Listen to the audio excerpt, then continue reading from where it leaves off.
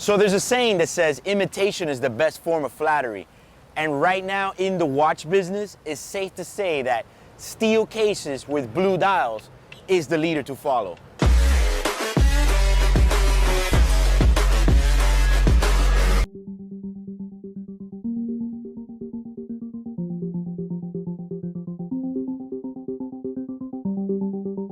So there's no secret that Gerald Genta designed two of the most iconic watches in the industry, the Nautilus and the Royal Oak. As a matter of fact, this diver that I have in 42mm still has the DNA of Gerald Genta's design.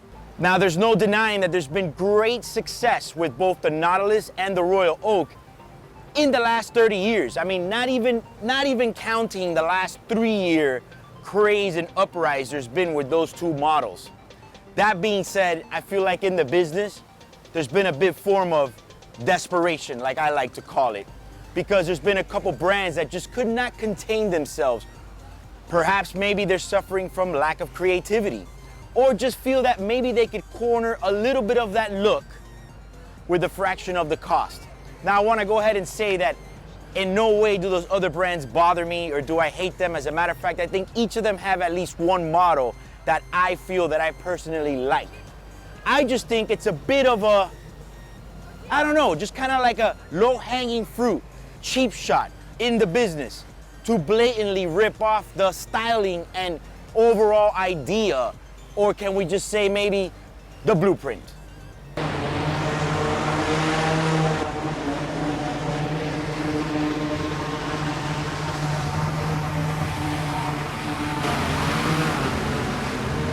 So the victim of this copying have been the Royal Oak and Steel line and also the Nautilus, mostly the 5711.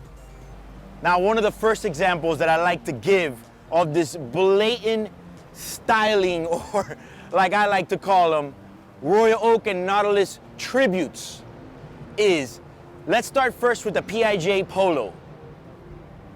I mean, is it just me or the bezel is a step away from being an aquanaut? Just kind of like, let's give it a little bit of that Nautilus pedigree, but by using the aquanaut sublimely in there. I mean, look, it's not that it's a bad watch. It's just that just because these two brands are having luck right now with the steel and blue dial, should everybody follow in formation? I mean, yes, the Datejust 41 and the Datejust 2 with blue dial had a great success, but I didn't see everybody rip them right off the bat. Now, don't get me wrong. That Polo is not a bad looking piece. It just feels kind of cheesy and corny to follow suit and like almost say, send out a blue dial steel now. We have to try to corner the market. So don't get me wrong, man. I'm not saying it's an ugly watch if anybody out there has it. It's just kind of cheesy, you know? Which leads me to the next one, Belle Ross. They come out with the BR05, which pretty much almost says, let's almost blatantly rip off the Nautilus bracelet and put on our instrument panel style gauge as the head of the watch. Again, look, I don't think it looks terribly bad either. I just think it's kind of comical right now with how everyone's just trying to jump on the bandwagon. There's two more that I saw with the same look. Let's go over a couple more. Chopard. Chopard came out with the Alpine Eagle watch, again, trying to rip off the same look. Satin with a little bit of polish here and there. Let's put a little screw over here by the bezel, this and that. Blue dial, and it should, you know, hot and ready, like Little Caesars. Again, I hope they sell 1 billion of them because, again, I don't hate any of these brands. You know, at the end of the day, I'm a watch lover overall. I just seemed a little comical to me.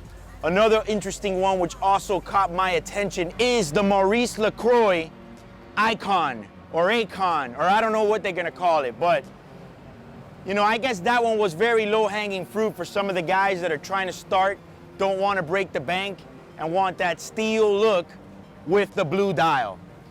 Now I'm gonna go over the last two examples that I feel are a bit more stronger and more attempts to kind of dominate that angle in the market. Next, we got the Girard-Perregaux Laredo. Another example of the straight styling and trying to do these tribute models. Again, a tribute to the Royal Oak. That's the way I would see it. But perhaps maybe the most disappointing of all for me was the Lang & Son Odysseus or Odysseus or whatever you want to call it. You see, I can expect this more from these more commercial brands out there where they have a lot of product to push. But a brand like Lang & Son, I just didn't see that coming. They'll probably deny it and say that that's not what they were trying to do. But I mean, it's pretty blatant that, again, they're trying to jump on the steel and blue bandwagon. So I get it. There's only one Gerald Genta, and the saying says that lightning doesn't strike the same place twice. Even Gerald Genta's own watches that he came out with didn't look as nice as the one he designed for other brands. But it's safe to say that in the watch world, it struck in 3 places: Vacheron, Patek, and Audemars Piguet. Because those 3 designs have been timeless and are still proven in the market and are obviously being imitated still today. So does this spell the end of the watch market, or pretty much a slump in creativity? We're gonna have to wait and see what comes up next year with the new shows, see if these brands actually got some new directors out there and gonna come out and push some new creative products for us. So feel free to leave a comment below how you feel about these tribute versions that I just mentioned below. And don't forget to hit the notifications bell till it looks like this. And if you like this video, please like and share. Also, subscribe to our channel. My name is Eric. This is Watch Your Style.